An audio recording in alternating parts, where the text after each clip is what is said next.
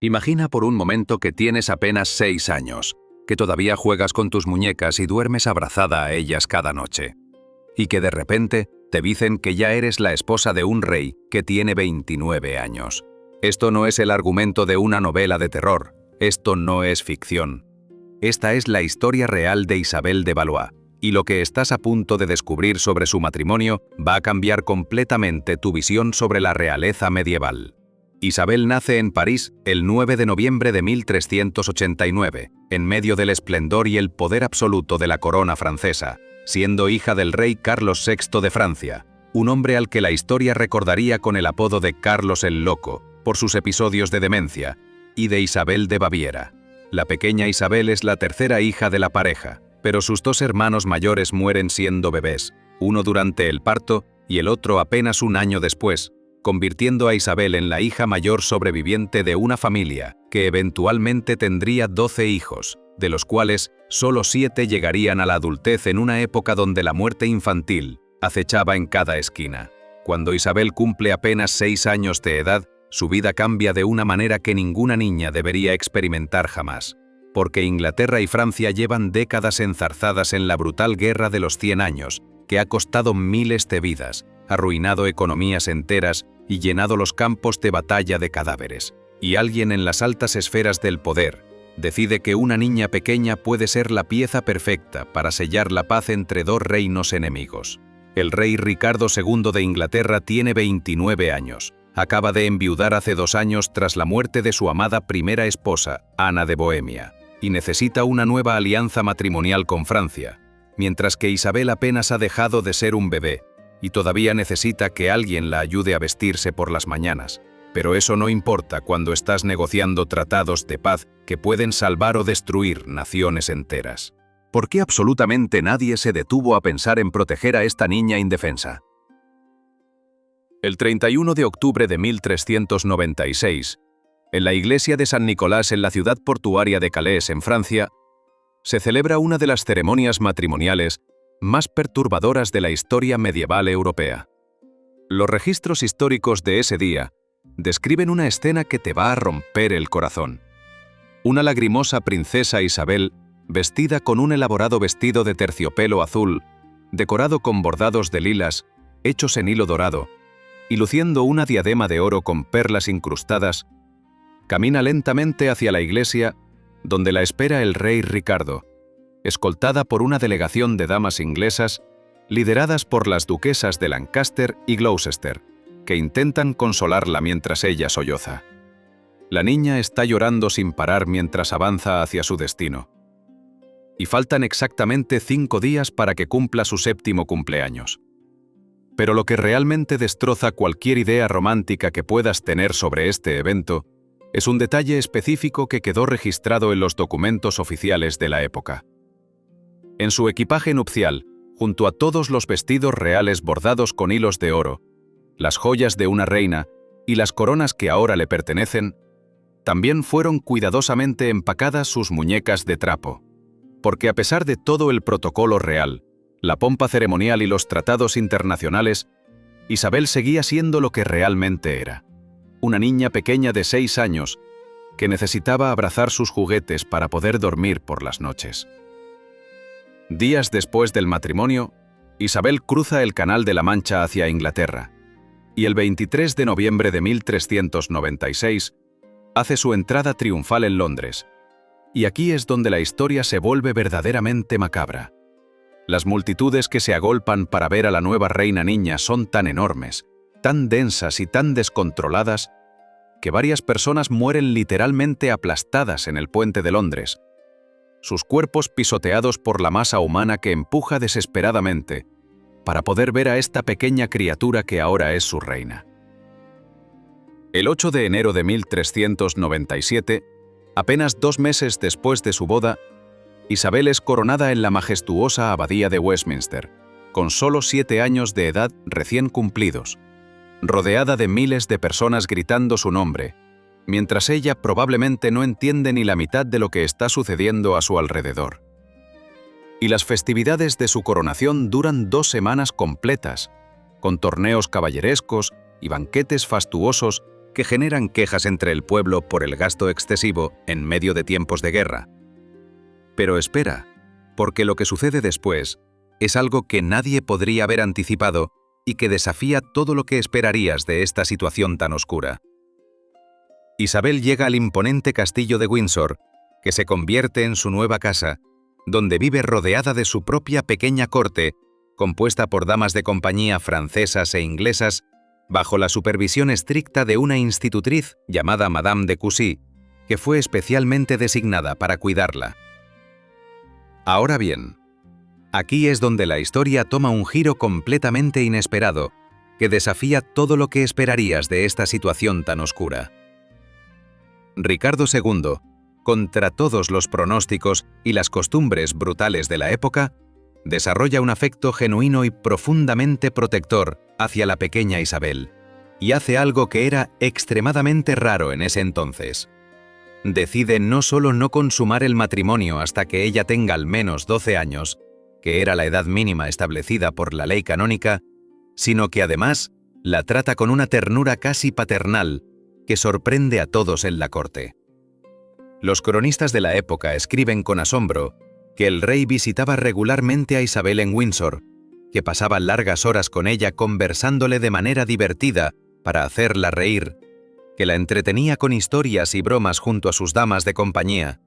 y que la pequeña esperaba ansiosamente estas visitas del rey, que se había convertido en algo parecido a un padre cariñoso o un tío favorito más que en un esposo. Los historiadores que han estudiado esta relación la describen como similar a la de un padre con una hija adoptiva a la que ama profundamente, y escriben que Ricardo la trataba como a la hija que él y su primera esposa Ana nunca pudieron tener antes de que la peste se la llevara. Durante casi 3 años completos, Isabel vive en una burbuja peculiar y extraña, donde es una niña que juega con sus muñecas en uno de los castillos más grandes y majestuosos de toda Europa, con un esposo adulto que inexplicablemente la respeta, la protege, la consiente como si fuera su propia hija y nunca intenta tocarla de manera inapropiada. Parece casi un cuento de hadas retorcido que de alguna manera milagrosa funciona en medio de la brutalidad medieval.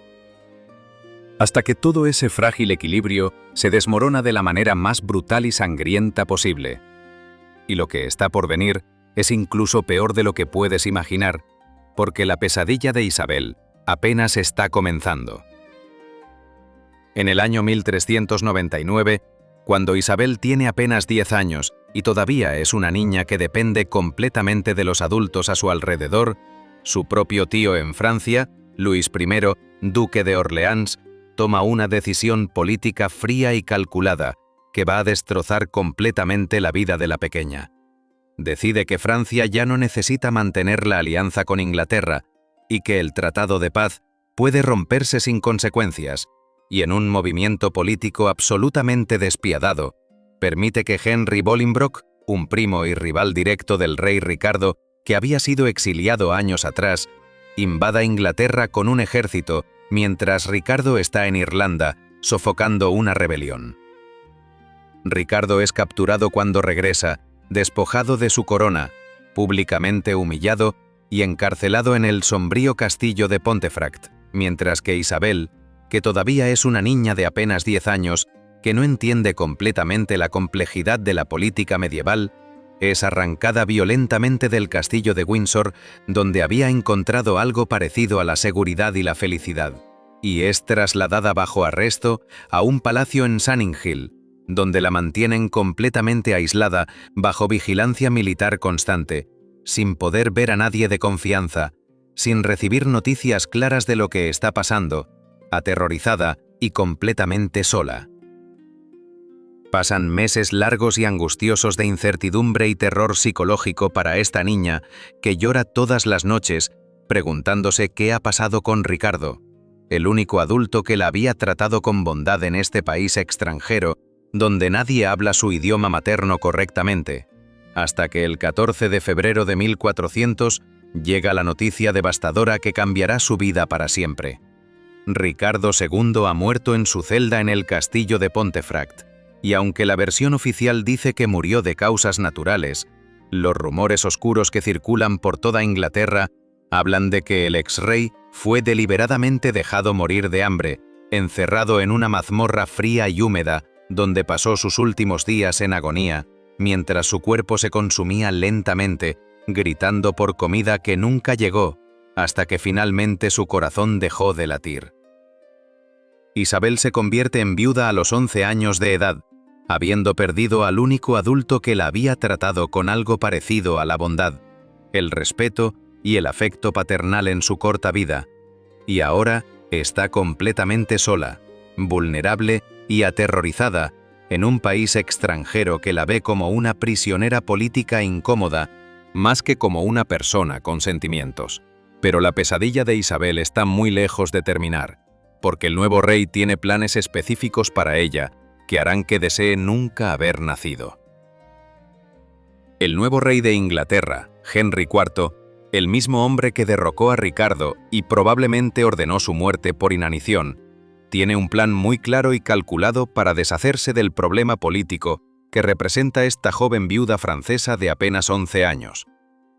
Quiere casarla con su propio hijo, el príncipe Henry, que eventualmente será conocido como Henry V, el conquistador de Agincourt, y así mantenerla bajo control inglés, aprovechar su valioso linaje real francés para futuras negociaciones y asegurarse de que Francia no pueda usarla como excusa para romper las treguas.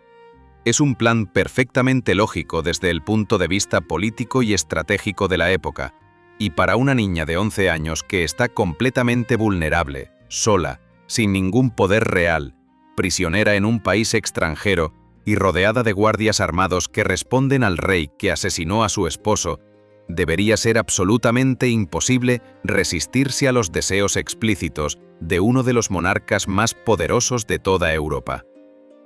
Pero entonces sucede algo absolutamente extraordinario, que demuestra la fuerza interior increíble de esta jovencita traumatizada. Isabel se niega rotunda y completamente. Rechaza incluso escuchar cualquier mención sobre el príncipe Henry o sobre la posibilidad de un nuevo matrimonio. Entra en un luto riguroso y dramático por Ricardo, vistiendo solo de negro y encerrándose en sus aposentos, y se niega absolutamente a recibir a ninguno de los enviados del rey, que llegan día tras día intentando convencerla, persuadirla o amenazarla sutilmente para que acepte el nuevo matrimonio que le están imponiendo. Esta niña de 11 años, viuda, traumatizada, sola, vulnerable, en un país extranjero donde nadie la defiende y sin ningún poder aparente más que su voluntad férrea, le dice no directamente a la cara a uno de los reyes más poderosos, temidos y despiadados de toda Europa. Y cuando Henry IV intenta presionarla más,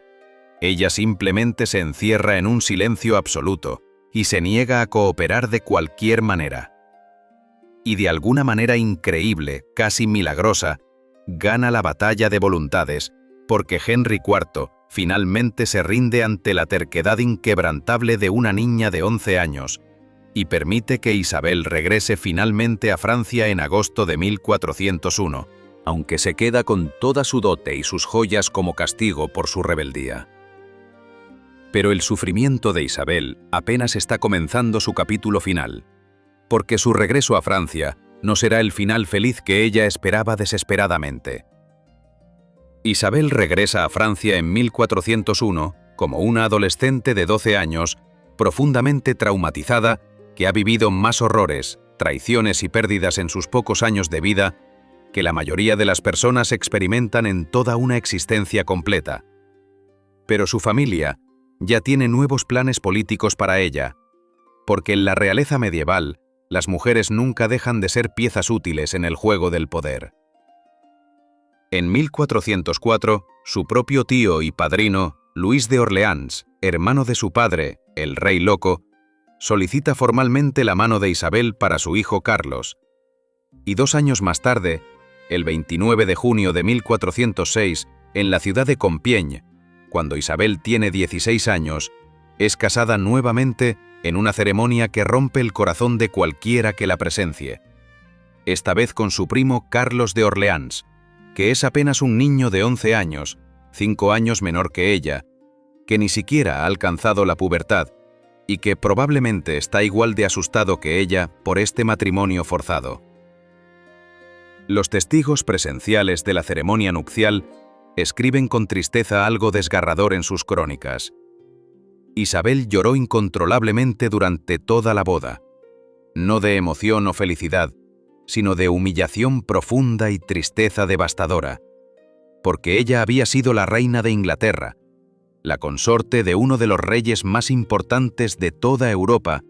coronada en la magnífica abadía de Westminster ante miles de súbditos. Y ahora estaba siendo forzada a casarse con un duque adolescente que era básicamente un niño sin ningún poder real y que ni siquiera tenía la edad suficiente para ser considerado un hombre. Se sentía profundamente rebajada, humillada y traicionada una vez más por su propia familia, que la usaba como una simple ficha de negociación política sin importarles para nada sus sentimientos, su trauma o su humanidad. Apenas un año después de la boda, en 1407, el padre de su nuevo esposo, Luis de Orleans, es brutalmente asesinado por orden de su primo Juan Sin Miedo, duque de Borgoña, en las calles de París en medio de las violentas luchas por el poder que desgarran Francia, y Carlos e Isabel se convierten automáticamente en duques de Orleans, heredando un título manchado de sangre. Durante los siguientes 2 años, Isabel vive en una resignación silenciosa y una melancolía profunda, intentando encontrar algo de paz en su vida destrozada, hasta que en septiembre de 1409 queda embarazada y da a luz a su única hija, una niña llamada Juana. Pero el parto tiene complicaciones terribles y catastróficas. Su cuerpo joven no está preparado para el trauma del alumbramiento, y el 13 de septiembre de 1409, en la ciudad de Blois, Isabel de Valois muere desangrada a causa de las complicaciones del parto, teniendo apenas 19 años de edad, rodeada de médicos desesperados que no pueden hacer nada para salvarla, mientras ella se desvanece lentamente. Detente por un momento y piensa realmente en lo que significa esta vida devastada. A los 6 años, Isabel fue convertida en una simple pieza de ajedrez en un juego político internacional brutal que nunca pidió jugar y que nunca entendió completamente. A los 7 años se convirtió en la reina consorte más joven en la historia de Inglaterra, de uno de los reinos más poderosos del mundo medieval, sin entender realmente lo que eso significaba, mientras la gente moría aplastada solo por intentar verla. A los 10 años fue arrancada violentamente de la única seguridad que había conocido, cuando su esposo fue derrocado en un golpe de estado sangriento. A los 11 años, ya era viuda después de que su esposo muriera probablemente de hambre en una mazmorra fría y húmeda. Había experimentado el trauma profundo del aislamiento forzado y el terror de estar completamente sola en un país enemigo. Y a los 19 años, estaba muerta en una cama manchada de sangre, después de un parto que su cuerpo no pudo soportar, habiendo vivido una vida en la que nunca, ni un solo día, tuvo la oportunidad de elegir su propio destino, de jugar libremente como una niña normal, de experimentar algo parecido a una infancia protegida, o de simplemente ser feliz sin miedo. Esta es la cruda y brutal realidad detrás del glamour artificial de la realeza medieval que nos venden las películas y las series de televisión.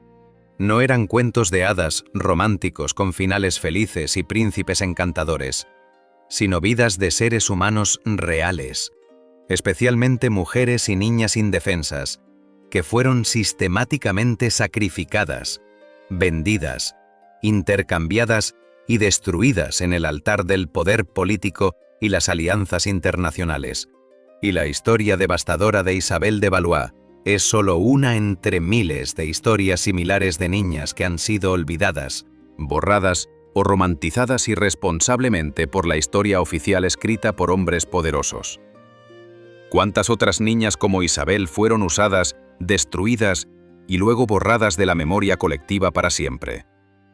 Cuando Isabel murió a los 19 años después de dar a luz a su hija Juana, esa niña, su única descendiente, el único pedazo de ella que quedó en este mundo después de una vida de sufrimiento constante, murió solo 22 años después en 1432, sin dejar ningún heredero propio. La línea de Isabel de Valois se extinguió completamente, como si el universo hubiera decidido borrar hasta el último rastro de su existencia de la historia. Y hoy en día, casi nadie conoce su nombre o recuerda su sufrimiento, mientras que los reyes que la usaron y los hombres que decidieron su destino tienen estatuas, monumentos y páginas enteras dedicadas a glorificar sus logros políticos. Isabel de Valois vivió, sufrió, lloró, resistió con una valentía increíble cuando tenía apenas 11 años, y murió. Y el mundo simplemente siguió adelante como si nunca hubiera existido.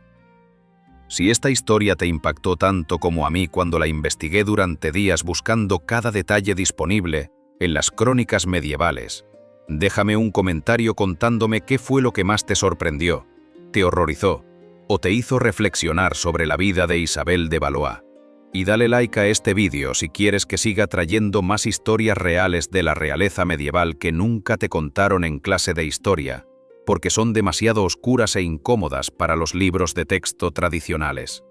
Suscríbete al canal porque en el próximo vídeo vamos a explorar otra historia aún más oscura. Nos vemos pronto. Y recuerda, la historia real siempre es mucho más oscura que cualquier ficción que podamos imaginar.